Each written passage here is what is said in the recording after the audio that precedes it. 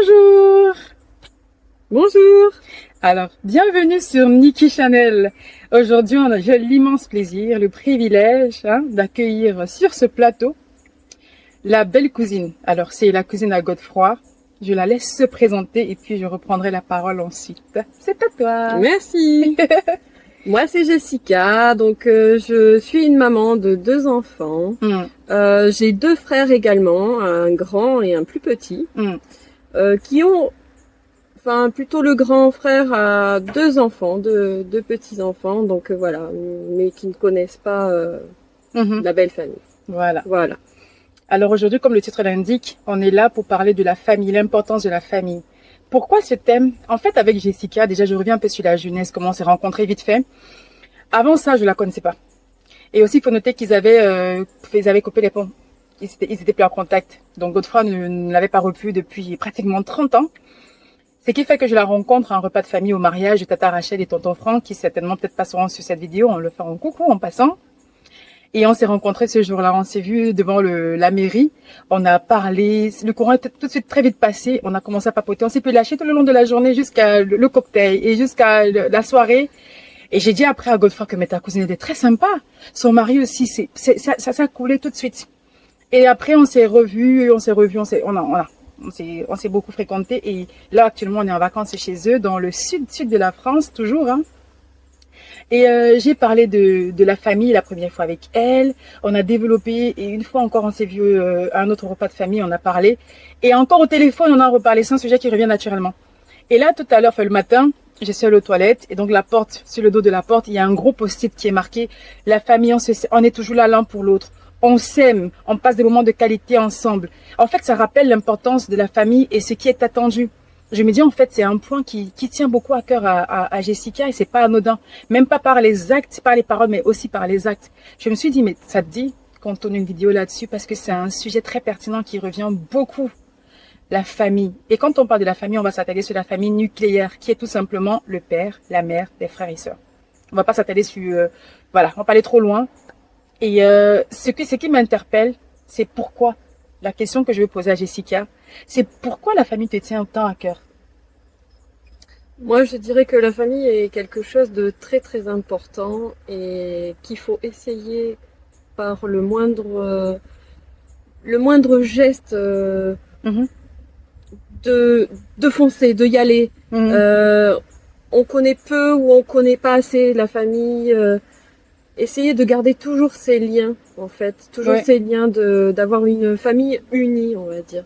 Tant qu'on peut, c'est pas évident, mais bon, tant qu'on peut. Tant qu'on peut et tant que cela nous permet aussi de pouvoir être les uns avec les autres. Voilà. Faire des repas, faire, je sais pas, faire des sorties, essayer de s'appeler. Voilà, de s'envoyer un petit message. Des fois, c'est ça. Quelque chose de très simple, mais qui fait une différence. Oui, beaucoup. Dans toute une vie. En fait, avec Jessica, Jessica est la cousine directe de Godefroy, qui est mon mari que vous connaissez déjà. Et ils se sont perdus de vue pendant une trentaine d'années.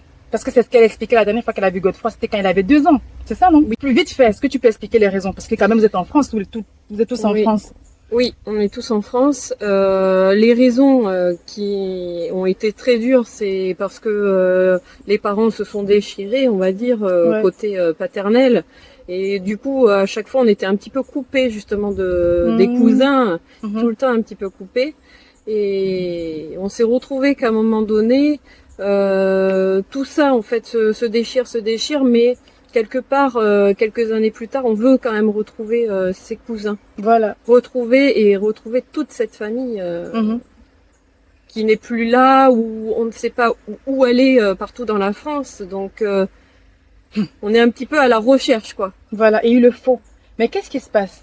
Parce que on te retrouve, on reprend contact avec toi en 2021. Il y a 30 ans qui sont passés, plus ou moins. Et qu'est-ce qui se passait? Quel était le déclic? Comment ça s'est fait? Parce qu'on te retrouve, c'est à la cousinade. Pour ceux qui savent pas, parce que nous, on n'a pas ce terme, c'est un autre terme. On appelle généralement congrès familial, réunion, tout simplement. Mais en France, chose commune qu'ils ont, c'est la cousinade qui est tout simplement les retrouvailles, une réunion, un rassemblement des cousins. Ça peut être cousin premier degré, deuxième degré, peu importe. Mais en tout cas, c'est les cousins qui se retrouvent autour d'un repas pour se reconnecter, pour prendre des nouvelles, pour manger ensemble. Et donc, c'est la cousinade de 2021 que en fait... Tati nous a contactés. Et en fait, elle dit, est-ce que ça te dirait d'être invité, on fait une cousinade et tout ça. Alors moi qui avais jamais l'habitude d'en faire, du coup ça a été l'occasion de retrouver les cousins. Alors là j'ai dit terminé, vu ce qui s'est passé bien avant qu'on a été coupé des cousins et que moi j'ai été toujours très très famille, j'ai dit hop, je fonce, j'y vais. Ouais. Et du coup, c'est ce que j'ai fait, j'ai foncé, je suis allée tel jour et tout ça, et c'est vrai que ça a été très très intense et très émouvant à dire. Ouais. Moi je pense qu'il ne faut pas perdre une minute de tout ça. Pas se dire est-ce que j'y vais, est-ce que j'y vais pas. Moi je pense, je dirais faut foncer. Voilà, et tel qu'elle a expliqué au départ, je reviens un peu, je renchéris là-dessus, elle dit en fait que c'est les parents, hein, parce qu'il faut noter qu'elle est la fille du frère. Donc en fait, Godefroy et elle c'est les parents, le père de Jessica et le père de Godefroy sont deux frères. Et donc, des fois, la plupart des cas, les formats que je vois souvent, c'est que les parents entre eux, ils s'entendent pas pour X ou Y raison. Non? Oui, c'est ça. Il y a des raisons, hein, ça peut être banal. Généralement, c'est même banal. C'est des raisons, c'est très futile. Et ça empiète sur la relation que les enfants peuvent avoir entre eux. Et généralement, c'est les conséquences, c'est distance, perte de vue, et puis plus d'intérêt à se côtoyer, parce qu'on se dit, oui, mon père ou ma mère a dit, ils s'entendent pas, donc du coup, il faudrait mieux que... Et les années passent, on se rend pas compte. Effectivement, comme c'est le cas de Jessica, ils ont fait près de trois décennies sans se voir. Et là, on essaie de rattraper le temps. Et aujourd'hui, en fait, quand je côtoie Jessica, je me dis, en fait, ça aurait été un gâchis de ne l'avoir pas connue, parce que ça se passe trop bien, en fait. Même nos enfants, parce que là, présentement, on est là en train de faire la vidéo, mais nos enfants sont en train de jouer ensemble. Et ça fait du bien, c'est plaisant et c'est appréciable de voir qu'on transmet quelque chose à nos propres enfants, de resserrer les liens. La famille, on dit souvent la famille. Et de pas montrer, en fait, ce qui a été fait avant. On n'a pas besoin. En fait, c'est devant que ça se passe, en avance. Parce que de toutes les façons, les êtres humains, on a toujours des problèmes. Maintenant, qu'est-ce qu'on en fait? Est-ce qu'on se dit, on a eu des problèmes, mais on essaie d'arranger et d'avancer? Ou alors on se dit, on reste sur ces problèmes-là, on prend les distances. Et aussi nos enfants, du coup, non, ne va pas chez tel. Parce que moi, pour mon exemple, j'ai des cousines dont les parents avaient dit, on ne veut plus te voir avec elle, on ne veut plus que vous traînez ensemble. Il y en a qui ont fait entre guillemets, des entêtés. Ils se sont dit, mais vous avez des problèmes entre vous, c'est vous les aînés, et vous êtes entre vous parents, donc on n'a pas besoin de vous suivre. Surtout que c'est pas un bel exemple.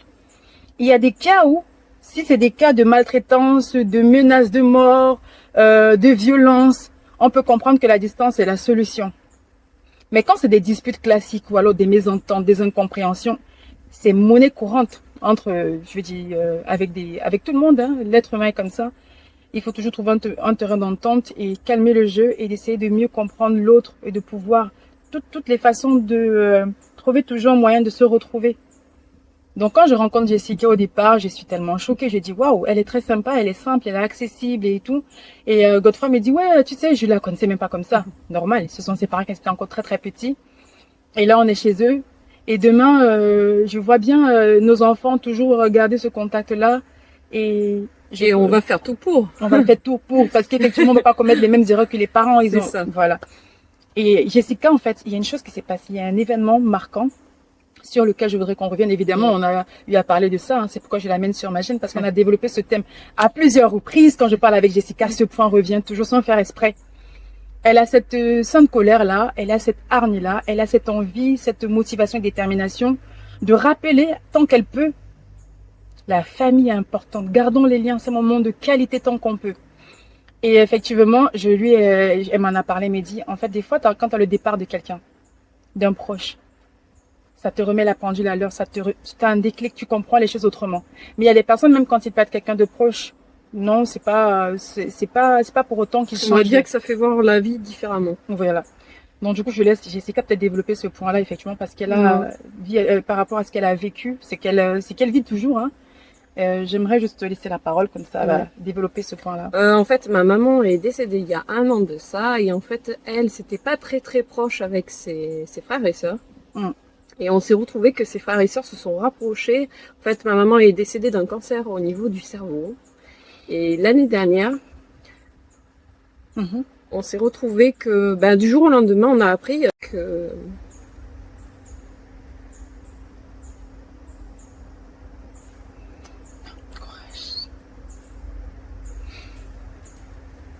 Ça va aller.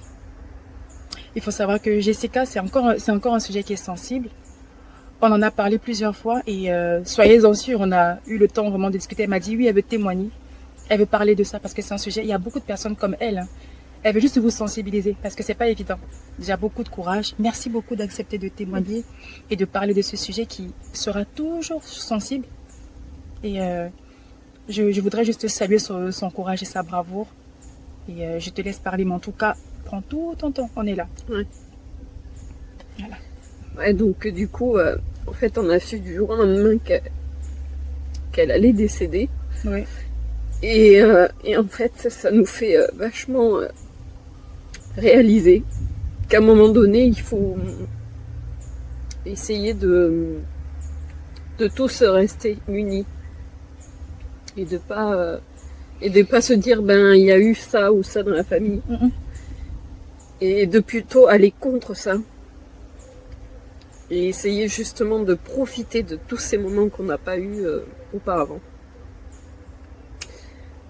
Et du coup, ma maman est décédée, donc et c'est là où on a vu que ses frères et sœurs avaient pas autant d'importance quand elle était là. Mais vers la fin, ils étaient tous un peu à vouloir venir la voir et tout ça, alors qu'ils n'ont jamais porté trop d'intérêt ouais, Ah, ok. à tout ça. Donc, quand elle était encore en forme, en santé, ils s'entendaient pas tant que ça, ils se fréquentaient pas beaucoup. Voilà, oui, c'est ça. Et est-ce qu'ils sont tous en France? Parce que là, Oui, ils sont tous en France et ils étaient proches en plus, proches de Géographe- où ils habitaient. Ah oui, géographiquement Ouais. parlant, ils pouvaient se voir facilement. Ok. Et quand ils ont appris qu'effectivement qu'elle est très malade et que voilà, c'est en train de se dégrader, C'est là où ils venaient un peu tous, Ah mince. ouais, voir un peu comment ça allait. Ah, et tout d'un coup s'intéresse à elle. Ils s'intéressaient à elle en venant comme ça pour voir un peu. Alors que jusque-là, ils lui parlaient et tout ça, mais sans avoir trop d'importance de dire on pourrait faire ça, on pourrait faire ça. Donc. Et j'avais une question, pendant que tu parles, il y a des questions qui me viennent, excuse-moi. Mais est-ce que... attends, ils sont combien déjà? Ils sont 4. Ils sont même pas nombreux. Oui. Bon, 4. Elle est la quantième? Et la première, c'était l'aînée? Non, c'est alors l'aînée, sa sœur aînée. Ok. Elle aussi par exemple, a eu pas mal de cancers aussi. Ah. Où ça s'est super bien passé et tout. Oui. Ouais, tout a été très bien guéri et tout ça. Est-ce qu'elle avait la force peut-être pour surmonter tout ça? Je n'en sais rien. En fait, sa grande sœur aînée, elle est encore en vie. Oui. Elle a été aussi atteinte de cancer, mais sauf que elle s'en est Plusieurs sortie. cancers. Ouais. Ah, ouais, quand même, Ouais. chapeau. Mais malgré le fait qu'elle a été plusieurs fois, entre guillemets, très malade, ça n'a pas changé sa façon de penser. Elle se dit que, ah ouais, j'ai failli mourir, il faut que ma soeur, passant par la même situation, il faudrait que je me rapproche et sensibiliser les autres frères et se dire, mais attends, la vie. En fait, pour moi, je me dis, étant malade d'une maladie aussi mortelle, ça devrait quand même changer ton mindset. Tu te dis, ah, faut pas que je fasse quand même n'importe quoi, de se dire qu'il faut rattraper le temps, il faut qu'on se resserre les liens en tant que famille. Non, elle n'a pas fait ça. Non. Non, ok. Ils sont plutôt revenus au moment où ils ont su que de toute manière, il n'y avait pas d'issue. Oh là là, ok. Donc ça, c'est quand même grave.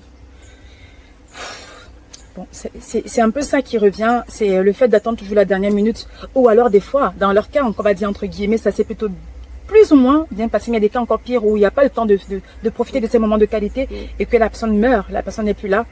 Et comme je disais à Jessica, une phrase qu'elle m'a dit, on a parlé il y a 3 jours au téléphone, qui disait que mais en fait la vie ne tient qu'à un fil. Elle me dit mais à rien en fait, Muriel, à rien. Du jour au lendemain, tu peux être avec quelqu'un, tu parles à 10h et à 11h, on dit elle a fait un arrêt cardiaque, un accident tel que c'est passé et la personne n'est plus. Donc on ne détient même pas la vie, on n'a même pas ce pouvoir-là, on ne sait pas ce qu'elle fait la seconde, on ne sait pas de quoi elle fait demain, mais demain c'est trop loin, la seconde d'après, la minute d'après. Et donc se faire des problèmes, être en froid, distant comme ça, des années, Il n'y a rien qui explique ça. Donc pour Jessica, elle a traversé, c'est d'ailleurs toujours le cas, hein. Elle va toujours tant qu'elle peut sensibiliser ces personnes-là qui passent par la même situation. Peu importe, même si tu n'as pas un parent qui est malade ou quoi, faut pas attendre la dernière minute. Pas attendre le dernier moment. Non. Parce que le dernier moment peut être demain. C'est ça. Et donc profiter de chaque instant. C'est une phrase qui revient beaucoup. Il faut profiter de chaque instant, mais ça reste bateau, ça reste un peu trop routine, donc ça n'interpelle pas plus que ça. Et des fois, c'est quand on passe par ce genre de situation, quand on perd quelqu'un. Parce que Jessica, en fait, ce qui me marque avec elle, c'est... Excuse-moi, je t'ai jamais peut-être dit, mais quand elle a perdu sa maman, paix à son âme, on avait un événement. Ah oui, on avait justement un de nos tontons qui est allé en retraite, qui a fait la fête on dit quoi, il partait en retraite, il a fait une fête. Et elle avait perdu sa maman, je crois, elle avait enterré sa maman, je crois, un mois avant, ou quelques semaines. Hein. Quelques semaines, ouais. Et je demande à Jessica, mine de l'air comme ça, est-ce que tu viens? Elle a dit oui, je viens.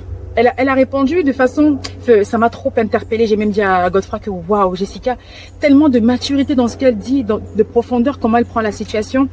Elle a dit, je profite avec ceux qui sont encore là. Et on n'est pas très proches géographiquement parlant, donc on vient un peu de partout. Et c'était l'occasion de se retrouver. Elle a dit, moi, je viendrai. Et quand elle était là, elle était très souriante. Ça me parle beaucoup. Hein. Quand je suis avec elle, je la régale, j'apprends beaucoup d'elle. Je me dis, waouh, Jessica, elle a une force. Elle est inspirante. Elle m'impressionne. Et c'est pourquoi, des fois, quand je parle avec elle, j'écoute avec beaucoup de... Elle a beaucoup de sagesse. Donc, je me dis, je gagne beaucoup. Bah oui, je pense vraiment. C'est vrai, elle a beaucoup de sagesse. Elle est tellement simple dans ses approches. Très simple. Et je vois aussi que c'est... elle me dit, il y a des fois, il y a des personnes qui peuvent perdre des personnes proches. Hein. On a des cas comme ça. Mais c'est pas pour autant qu'ils vont changer. Ils vont quand même garder toujours la distance. Être dans leur cocon et tout ça. Et elle m'a dit, en fait, c'est pas l'événement en soi qui fait qu'ils ont un déclic. C'est le fond. Il y a des gens au fond, ils sont pas famille. Ils s'en foutent. Même s'il y a des décès, pour eux, ils restent, comment je veux dire, ils changent pas leur façon d'être. Ils ont quand même toujours gardé la distance. Et pour moi, tant que je peux, j'ai un appel parce que j'ai été longtemps hors de ma famille. J'étais loin de ma famille pendant 10 années, depuis l'année 2010 que je suis partie de ma patrie, hein, du pays de mon origine, du Cameroun. Et je vois la famille encore autrement. Parce que c'est quand on est loin de sa famille, pour moi ça a été un peu le cas. Hein. J'ai vécu vraiment toute seule des années dans un pays tout autre, dans un continent tout autre, où les cultures sont différentes, où j'étais toute seule. Donc pour moi, je prends vraiment la famille encore plus à cœur. Déjà de base, je le prends à cœur, mais je la prends à cœur autant pour moi. Et aujourd'hui encore, je prends plus à cœur la famille et je peux vous assurer, ne vous dites pas que vous avez le temps. Et aujourd'hui encore, on a eu un message, ça c'est un camarade du lycée qui a écrit dans le groupe que voilà, je vous annonce que mon papa vient de rendre l'âme. En fait, on était en mode, parce que la veille c'était son anniversaire. Et là, le lendemain, on était en train de faire bon anniversaire Yann, et tout ça. Et le lendemain, il revient dans le même groupe. Il dit, je vais vous annoncer que mon papa vient de rendre l'âme. Pour dire que on n'a pas la vie entre les mains. Tout peut basculer d'une seconde à l'autre. On garde au maximum avec chacun des personnes qu'on côtoie, que ce soit de la famille ou pas, des bons liens. Et donc, ne pas attendre. Ne pas attendre. Tout simplement. Il ne faut pas attendre. Si on a envie de retrouver la famille, de recréer des liens parce qu'il y a eu des problèmes de famille ou toute autre chose, essayez de foncer. Voilà. De pas se dire, bah lui il a peut-être pas fait, lui je sais pas, machin. Non. On fonce. La famille, c'est tout. C'est ça. Hein. Et comme j'ai dit au début, en fait, on n'est pas parfait. On a nos défauts. Il faut juste voir, il faut avoir de la hauteur. De se dire que voilà, peut-être tel m'a blessé. De se dire, voilà, je vais aller voir la personne, dire que oui, tu as dit ça, d'aller voir la personne. Parce que des fois, tu peux avoir des... Il y a un truc aussi, c'est que des fois, tu entends des choses. Ça tue aussi. Tu entends des choses que tel il a dit ça, tel il a dit ça. Ou alors nos parents, en fait, se parlent pas. Des fois, tu as juste des versions d'une personne, tu n'as pas la version de l'autre. Et tu te tiens à ce que ton parent ou je sais pas qui, tu as une version, tu te cales dessus. Et des années longtemps, durant des années, tu restes dans ton coin. Tu te dis, je ferais mieux de pas côtoyer telle famille parce que mon papa, ma maman m'a dit ci, ça, deux. Parfois, il faut aller de toi-même. Comme Jessica, elle a fait. Elle a dit, bah attends, ça fait des années. Et la perche a été tendue, elle a dit, bah, c'est l'occasion de saisir la main et de les côtoyer. Et depuis 2 ans, on se côtoie. On se côtoie, ça se passe bien. Des fois, même, on se dit, bah, on pourrait faire ci, ça. Là, on a même prévu, on a prévu des vacances, peut-être l'été prochain, on se dit, bah, pourquoi pas se faire un voyage? Donc, juste pour dire qu'on profite de ces moments-là et on se dit, mais en fait, c'est de belles rencontres comme ça, on serait passé à côté juste parce que on a entendu ci, ça et qui sont parfois erronés. Et parfois, c'est des malentendus. Est-ce qu'il y a autre chose qu'on peut rajouter? Parce qu'on s'est dit, on va faire une petite vidéo, on va pas trop être longue. Est-ce qu'il y a quelque chose qu'on aurait oublié? Peut-être il y a quelqu'un que tu dois contacter après cette vidéo. Il y a peut-être une personne qui est dans ton cœur là pendant que tu écoutes. Il y a une personne qui te revient, peut-être un cousin, peut-être un frère. Hein. Peut-être avec ta grande soeur, ça se passe pas bien. Peut-être avec ton frère jumeau, ça se passe pas bien. Peut-être avec ta maman qui habite pas très loin de chez toi, à qui tu passes un coup de fil une fois tous les 6 mois, qu'il faudrait que tu rendes visite de temps en temps, un peu plus souvent, qui a besoin de... Un parent des fois. Voilà. Un parent avec qui tu t'es un peu peut-être fâché pour certains trucs, et qu'au final tu te rends compte qu'en fait, t'es en train de perdre du temps. Voilà. Au lieu de profiter de ces instants, peut-être, même si tu as des enfants, je ne sais pas. Et il y a un truc aussi que ma belle-mère m'a dit, et ça revient beaucoup, les parents disent ça, que ce que tu fais à tes parents, tes enfants le feront. Toi qui as des parents, et que tu les côtoies pas, tu es distant, tu les appelles peut-être pas beaucoup, pardon. Si tu as des enfants aujourd'hui, quand tu auras des enfants, ne sois pas étonné que demain tes enfants feront la même chose. C'est pas sorcier. Même la Bible le dit. On récolte ce qu'on sème. Tu sèmes la tempête, tu récolteras le vent.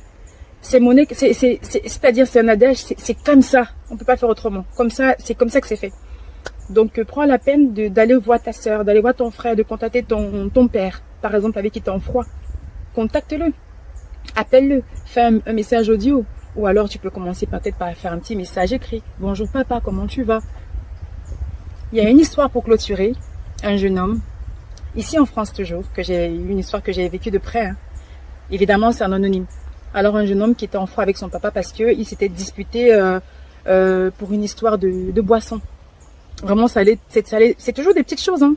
C'était un repas qu'ils avaient, ils s'étaient retrouvés pour Noël. Alors le papa, étant veuf, il est tout seul, il vit tout seul en campagne. Et son fils qui a dit, ok papa, pour ce Noël, je viens avec toi, je vais passer du Noël avec toi. Et donc il a ramené deux bouteilles de vin, je sais pas. Bref, en tout cas, c'est parti de là. Et il a commencé à ressasser sa vie, comme quoi sa vie n'avait pas été un succès. Il regrette même d'avoir mis au monde, il aurait même préféré être tout seul. Il a commencé à parler mal à son fils, c'est parti un peu trop loin. Et son fils a dit, mais papa, regarde ce que je fais pour toi depuis de nombreuses années, depuis que maman est partie. Je suis là pour toi, avec toi, je te soutiens, je t'appelle, je te rends visite. Malgré tout ça, tu as de l'ingratitude, de manque de reconnaissance. Et aujourd'hui, comme par hasard, c'est Noël, un moment où on devrait se retrouver dans la joie. Et là, tu me balances des... Ça avait ni queue ni tête. Ils se sont disputés et puis son fils a dit, tu sais quoi, tu me verras plus jamais. Il est parti. 13 ans plus tard, il a plus jamais contacté son père. Il était très fâché. On va dire, c'est normal, son père s'est mal comporté. On peut dire ça. 13 ans plus tard, il est le matin, je sais pas, vous avez parlé au facteur qui laisse les journaux et tout. Et là, mine de rien, il feuillette et il voit avis de décès dans la phase nécrologie. Et là, il voit la photo, monsieur tant décédé, qui a été... En fait, on faisait appel à la famille, qui peut-être le reconnaîtrait. Voilà, en fait, c'est là il apprend que son papa est décédé. Et il va donc... il a commencé à faire les démarches pour retrouver, il a eu l'adresse, il a pu avoir quelques informations. Mais c'était trop tard parce que son papa était déjà parti. 13 années plus tard. Et ils se sont disputés sur un petit truc. Il aurait pu le recontacter et son papa aurait pu aussi le recontacter. En fait, c'est parfois une histoire d'orgueil. Juste qui va faire le premier pas. Oh non, c'est lui qui a commencé. Des fois, il faut juste prendre le courage de contacter l'autre. Et c'est pas parce que tu pardonnes l'autre que tu es le plus faible. Non, au contraire, tu es le plus fort. Donc, c'est juste cette histoire pour vous dire, soyez un peu plus éveillés, ne nous laissons pas leurrer. On n'a pas besoin de rendre la haine par la haine. Prenons contact avec nos siens, ça ne coûte rien. Moi, je dirais, pour ne pas regretter les choses, agissez. Tout simplement. Ouais, c'est vrai. Hein. Parce que des fois, on regrette. Il y en a qui disent, ah, je m'en fous, s'il veut, il meurt. De toutes les façons, il n'a pas été très gentil avec moi. Il a toujours été comme ci, comme ça. Mais au fond de nous, on sait dans la nuit, quand on dort, qu'on est tout seul. Dans notre cœur, c'est qui se passe réellement. On n'a pas la conscience tranquille. Surtout quand c'est des personnes avec qui on était quand même en bon terme. Hein. Donc, contactez à la fin de cette vidéo. Après avoir écouté cette vidéo, n'hésitez pas à contacter la personne que vous avez en cœur. C'est un signe. Ça se trouve, c'est un signe. Ne perdez pas le temps. On vous laisse sur ce. Et encore merci à Jessica. À toi aussi. D'être passé. On espère qu'il y aura... Allez, en commentaire, vous pouvez commenter, vous dire si vous avez une situation effectivement qui s'apparente, hein, une séparation ou une discorde qu'il y a eu avec dans la famille. Est-ce que vous avez eu la solution que vous avez pu trouver? Comme ça peut édifier les uns les autres. Et nous aussi, on va lire en commentaire, on va discuter. Allez, en commentaire, allez-y sur vos claviers. Vite, vite, vite. tous. Et encore une fois, merci. Hein. Et une bonne journée, merci une bonne soirée. Muriel. Bon, avec plaisir. Allez, bye. N'oubliez pas de vous abonner. Allez, bisous.